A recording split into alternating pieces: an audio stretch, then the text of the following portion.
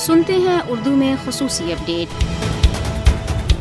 انسانی حقوق کے علمبرداروں کے بارے میں اقوام متحدہ کی خصوصی نمائندہ میری لالور نے بھارت کے غیر قانونی زیر تسلط جموں کشمیر میں قابض انتظامیہ کی طرف سے سری نگر سے تعلق رکھنے والے انسانی حقوق کے علمبردار خرم پرویز کی گرفتاری کی مذمت کی ہے۔ اقوام متحدہ کی خصوصی نمائندے نے ایک ٹویٹ میں خرم پرویز کے خلاف بھارتی فورسز کی کارروائی کی مذمت کرتے ہوئے کہا کہ انہیں آج کشمیر میں خرم پرویز کی گرفتاری کی افسوسناک خبر ملی ہے اور قابض انتظامیہ کی طرف سے ان پر دہشت گردی سے متعلق جرائم کا الزام لگائے جانے کا خطرہ ہے۔ انہوں نے کہا کہ وہ دہشت گرد نہیں بلکہ انسانی حقوق کے علمبردار ہیں۔ اظہار رائے کی آزادی کے حق میں فروغ اور تحفظ سے متعلق اقوام متحدہ کے سابقہ خصوصی نمائندے ڈیوڈ کائی نے بھی ایک ٹویٹ میں کہا ہے کہ خرم پرویز کی گرفتاری مقبوضہ کشمیر میں بھارت کے انسدادی دہشت گردی کے ادارے NIA کا ایک اور غیر معمولی ظلم ہے۔ کل جماعتی حریت کانفرنس نے حریت رہنماؤں اور کارکنوں، صحافیوں، تاجروں، وکلاء، سرکاری ملازمین اور انسانی حقوق کے کارکنوں کی اپنے حق خودارادیت کے حصول کے لیے آواز کو دبانے کے لیے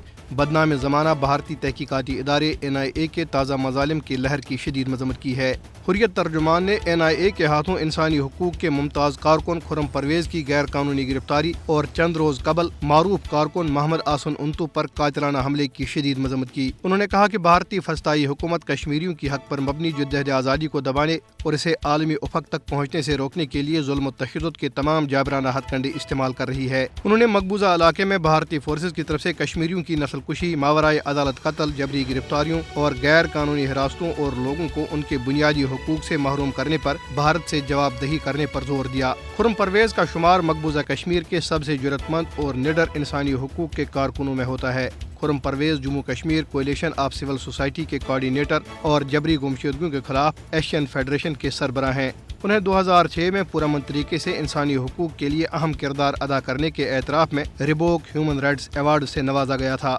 اس ایوارڈ کے تحت انہیں $50,000 کی گرانٹ دی گئی تھی جسے انہوں نے کشمیر میں کولیشن آف سول سوسائٹی کو عطیہ کر دیا تھا۔ ہندوستانی نژاد امریکی اسکالر پروفیسر گیتا پٹیل نے نومبر 2006 میں دی وائس جریدے کے شمارے میں خرم پرویز کے اختیار کردہ پرامن انداز کے بارے میں لکھا کہ خرم پرویز 13 سال کا تھا جب اس کے دادا کو ایک پرامن مظاہرے کے دوران قتل کر دیا گیا تھا۔ اپنے دادا کی موت کا بدلہ لینے کے لیے تشدد کے بجائے خرم نے تعلیم حاصل کی اور کشمیر میں انسانی حقوق کی بڑے پیمانے پر جاری خلاف ورزیوں کو روکنے کے لیے پرامن حل تلاش کیا۔ پیر کی شام کو خرم پرویز کو غیر قانونی سرگرمیوں کی روک تھام کے ایکٹ UAPA کے کالے قانون کے تحت بھارتی تحقیقاتی ادارے NIA نے ان کی رہائش گاہ اور دفتر پر چھاپے کے دوران گرفتار کر لیا تھا۔ مقبوضہ کشمیر میں ہائی کورٹ بار ایسوسی ایشن نے بھی بھارت کے بدنام زمانہ تحقیقاتی ادارے NIA کی طرف سے انسانی حقوق کے علمبردار خرم پرویز کی جھوٹے اور منگرد الزامات کے تحت گرفتاری کی مذمت کی۔ بار ایسوسی ایشن نے کہا کہ انسانی حقوق کے علمبردار کی گرفتاری کا مقصد انسانی حقوق کے کارکنوں اور جموں کشمیر میں مظلوموں کی آواز کو دبانا ہے۔